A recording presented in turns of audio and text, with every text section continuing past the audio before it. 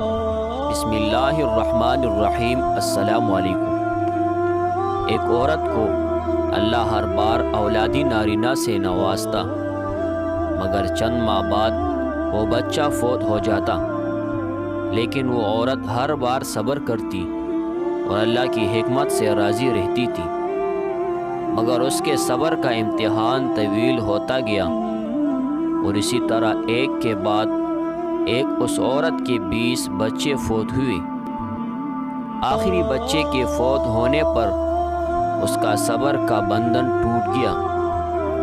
وہ آدھی رات کو زندہ لاش کی طرح اٹھی اور اپنے خالق حقیقی کے سامنے سر سجدے میں رکھ کر خوب روئی اور اپنا غم بیان کرتے ہوئے کہا، اے کون و مکاں کے مالک، تیری اس گناہگار بندی سے کیا تقصیر ہوئی کہ سال میں 9 مہینے خون جگر دے کر اس بچے کی تکلیف اٹھاتی ہوں، اور جب امید کا درخت پھل لاتا ہے تو صرف چند ماہ اس کی بہار دیکھنا نصیب ہوتا ہے۔ آئے دن میرا دل غم کے ماحول کا شکار رہتا ہے کہ میرا بچہ پروان چڑھے گا بھی کہ نہیں۔ اے دکھی دلوں کے بیت جاننے والے، مجھ بے نوا پر اپنا لطف و کرم فرما دے۔ روتے روتے اسے اونگ آ گئی، خواب میں ایک شگفتہ پربہار باغ دیکھا جس میں وہ سیر کر رہی تھی کہ سونے چاندی کی اینٹوں سے بنا ایک محل نظر آیا جس کے اوپر اس عورت کا نام لکھا ہوا تھا۔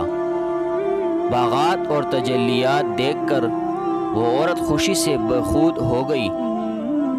محل کے اندر جا کر دیکھا تو اس میں ہر طرح کی نعمت موجود تھی، اور اس کے تمام بچے بھی اسی محل میں موجود تھے جو اسے وہاں دیکھ کے خوشی سے جھوم اٹھے تھے۔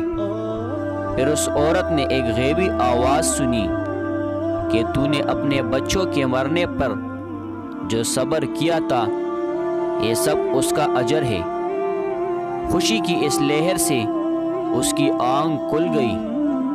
جب وہ خواب سے بیدار ہوئی تو اس کا سارا ملال جاتا رہا، اور اس نے بھیگی ہوئی آنکھوں سے عرض کیا، یا الہی، اب اگر تو اس سے بھی زیادہ میرا خون بہا دے تو میں راضی ہوں۔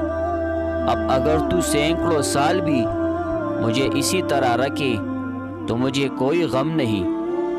یہ انعامات تو میرے صبر سے کہیں زیادہ ہے۔ انسان کو ہر حال میں صبر کا دامن تھامے رکھنا چاہیے، کیونکہ یہی چیز انسان کو اللہ عز و جل کے قریب کرتی ہے۔